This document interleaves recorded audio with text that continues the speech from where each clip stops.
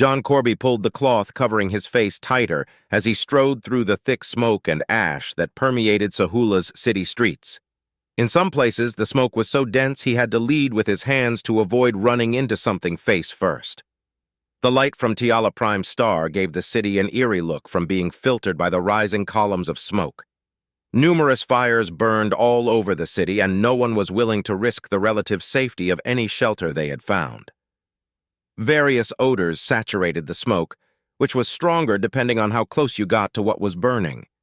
Woods of several types made up the bulk of the smell, but there were also plastics, electrical and fiber optic wiring, paint, melting glass, and the faux rubber used as tires for the local conveyances. But there were other smells he tried not to think about. Those smells would haunt him for the rest of his life. He heard the sound of laughter from up ahead. It wasn't a pleasant kind of laugh either. The terrified screams that came from the source of their laughter made him hurry as fast as he could. After being kicked or battered down, he came upon a door that was barely attached to the frame. Inside were 5 Threxiron soldiers, surrounding a pair of Parkinian women cowering on the floor beneath them. The still forms of 3 other Parkinian males showed exactly what kind of fun they were having, and the fate of the 2 women after the Threxirans were finished with them. He entered the room and shouted, "Don't touch those women!" as he strode up to the soldiers. He'd caught them by surprise, but they spun around quickly, weapons ready. His anger kept the urge to flee under control.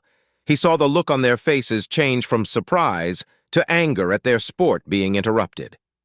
Corby pulled down his facial covering and glared at who he assumed was their leader. "Do you know who I am?" His voice steady with a hint of malice in it. The Threxirans took a step back from Corby. "Do you recognize what I am?" he demanded. The leader stammered while trying to answer Corby. Corby shouted at the leader again. "What was that? I can't hear you." Human, sir," he finally managed to get out. "Very good. And do you know the orders given by General Dryan about humans?" Corby barked out. "Yes, sir, we are not to interfere or harm any humans," one of the other Threxirans said. "And did you get the new order that Parkinian civilians were not to be harmed from now on?" Corby asked, keeping his voice steady and menacing. "Under penalty of death?" The Threxirans all shook their heads in the negative reply. They were beginning to get too scared to even speak. Threxiran military justice for disobeying an order was swift and brutal. Corby pretended to think before speaking again.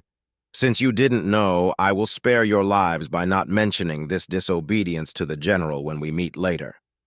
The soldiers began to express their gratitude, but Corby interrupted them. "I'm not finished." He pointed to a device on his torso. "This records and uploads everything in real time, so I will need to return to the campus and erase it." He gestured to the women. "Give them to me and I'll take them there. They won't be able to say anything, and you can leave this area. Find a spot where more of your comrades are and pretend to do something official. That way, if anyone asks, they'll say you've been there all afternoon." The Threxirans once again talked over each other to thank him.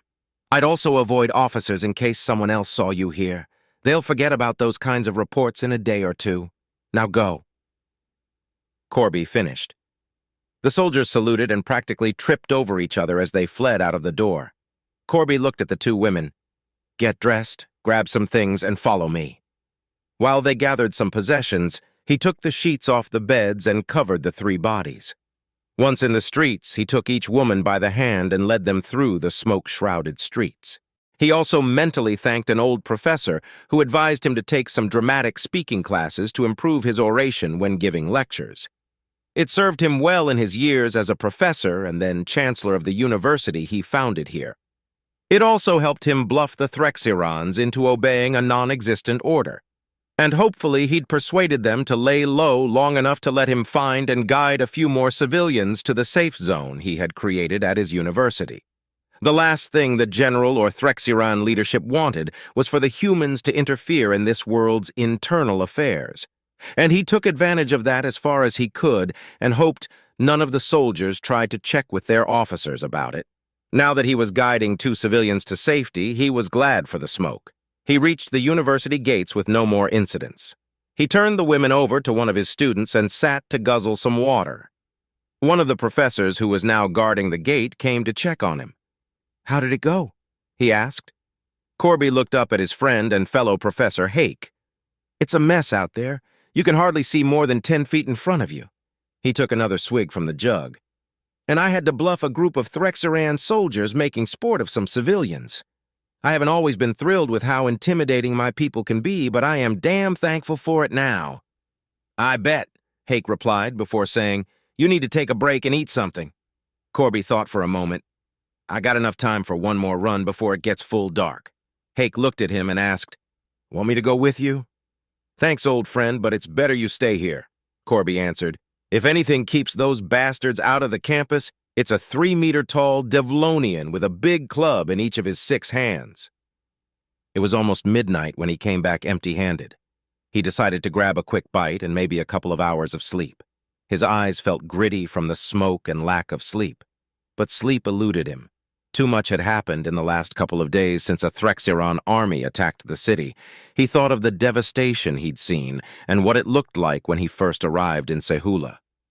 It was 25 years ago that an idealistic young man came to this planet with grandiose ideas about creating a university to rival some of the best in the galaxy. He loved Tiala Prime from the moment he arrived, almost as much as he loved Earth. He loved hiking its verdant hills, the shades of purple, blue, and pink of the forests, and he loved the people. He had friends from both species that evolved on this planet. He just wished the two races got along better. There was very little difference between the two physically. Many outsiders had trouble seeing those cues. The Parkinians and the Threxir had been in conflict since they discovered each other. The Parkinians lived in the northern hemisphere, while the Threxir controlled the southern one. Their entire history was filled with wars, death, and blood that put human history to shame. But there was hope when the humans made first contact and then introduced them to the many other races in the galaxy. For a time, the shock of learning they weren't alone caused them to set aside their differences and reap the benefits of contact. They later learned from others just how lucky they were to meet the humans first. While some of the races would have conquered and enslaved them, the humans preferred peaceful relations for trade and learning all they could to sate their voracious appetite for knowledge. They also tried not to meddle in the internal affairs of other races, but preferring peace did not make them opposed to war, as several species found out when humans first made contact with others, and so very few races would cross the humans for something as minor as exploiting a new world. Humans rarely do things by half when it comes to warfare, which meant the people of Tiala Prime enjoyed the first extended period of peace in centuries. Led by the humans, many different races came to trade with both Parkinians and Threxerans, and both peoples enjoyed prosperity. And Corby was one of those people that flocked to Tiala Prime. Being new to the galactic community offered new opportunities to create something not constrained by the traditional ideas of most other universities. And so he began to fulfill his dream in a Parkinian city close to their border with the Threxir.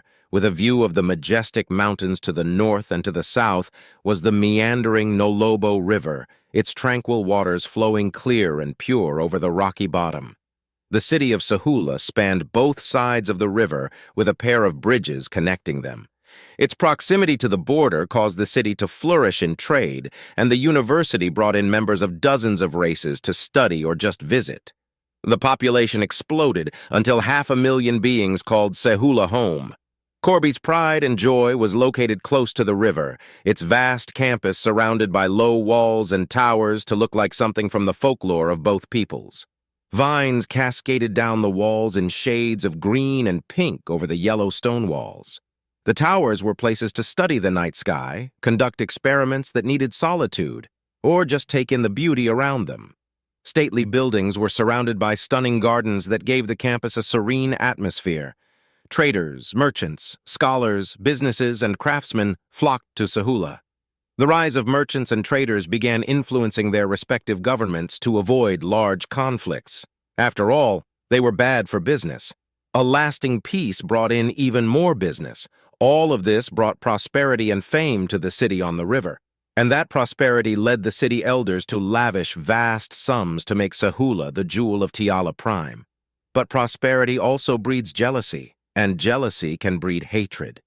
Greed begets more greed, and some would stoop to almost anything to protect what they have or obtain more. The Threxier nobility hungered for the old ways of blood and battle.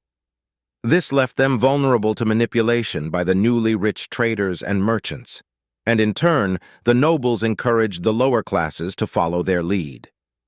They tried to stir the old hatred by claiming the Parkinians were preventing them from enjoying the same level of prosperity, claiming wealthy Parkinians were stealing Threxiran children and forcing them into servitude in their households. Threxiran entertainment channels brought out the old insulting names of their rivals. Caches of weapons were said to be hidden all over the country and border towns. There were rumors of Threxiran men training in the countryside far from prying eyes. But there were always rumors claiming that, so why listen to them now? Corby had also heard the rumors several times since he moved here, but this time something felt different. He could not quite place it, and it worried him. An appointment with the city elders led him to the city center, and the feeling just got worse. And then he thought back several days before when it began. Corby had gone back to his office to make some calls when his assistant burst in. An army of Threxiarans just crossed the border and heading this way. 2 other armies had crossed the border near other cities as well. "How long before they get here?" Corby asked. "Less than an hour," his assistant replied. He took a moment to think before speaking. "There is nothing close enough to stop them in time, but maybe I can delay them," he stated. "They won't want humans to get involved." He turned to his assistant. "While I am gone, round up anyone you can find and hang or paint flags of the Terran Union. If nothing else, we can try and make this a safe zone to protect the people." Corby got into his vehicle and set out to meet this army. If it was just a mob, maybe he could scare them with threats of a human response to their actions. But he was dismayed when he got a view of the Threxiarans. The Threxiran army accompanied the mob of armed militia. The Threxiran officers and nobles knew about the human policy of non-interference in internal matters. There was no way to bluff them, but he remembered something from an old history text, and so he was brought before the leader of this army, General Dryan. It took some fast talking, but he managed to convince the general to respect the university grounds as a safety zone, but for civilians only. He explained that while the humans wouldn't respond to an internal conflict, they would respond if anything happened to him, the other humans, and all the aliens on campus. But he had to agree that military-age Parkinian men were not allowed inside, but he convinced him to allow those on staff to remain. Corby hoped to slip more of the male civilians, but the general was shrewd. He sent an officer to inspect and record their ID papers. Corby barely remembers what happened after his meeting. It was just a whirlwind of images in his mind, stocking up supplies, gathering refugees, and closing the campus off except for the main gate and a small door on each of the other walls. The Threxiarans announced their arrival by raining down explosives on the parts of Sehula south of the river. You could track the army's progress by the fires they started. Scores of refugees crowded the 2 bridges across the river. They were packed so tight on them that some were accidentally knocked off into the water. Swimming wasn't a common skill among the Parkinian, and only a few made it to the shore. From one of the towers, Corby and the others watched in horror as the Threxiarans reached the bridges. The refugees crammed on the bridges never had a chance. Their cries were terrible to hear, and the river ran green from all the blood spilled in it. Once the Threxiarans reached the bridges, the river became choked with the bodies of the living and the dead thrown from the bridges. He saw the bodies of children among the bodies carried downriver by the stream. Corby was so upset that he called the Terran embassy and described exactly what happened. When the embassy contacted him after they talked to the Terran government, it was just as he feared. They refused to interfere in an internal matter. He wanted to rage against the bearer of bad news, but he heard the same mix of sorrow and anger in their voice as his. So instead he relayed the plans for the safe zone and recommended implementing it in other cities. With no one to resist them, the city fell in a matter of hours. Corby hoped the worst was over, but it had just begun. Any control of the mob of Threxiran militia and soldiers was lost within hours of the city's fall. Armed gangs of Threxiarans roamed the streets, looting, burning, murdering, torturing, and assaulting the civilian population. Throngs of Parkinian men were rounded up and marched off to entertain Threxerans in manners that made death a blessing. Slowly but surely the officers began to regain control of their men, and the militia was brought into line. At least during the day, groups of Threxerans still roamed the streets, hoping to catch an unwary civilian to make sport of.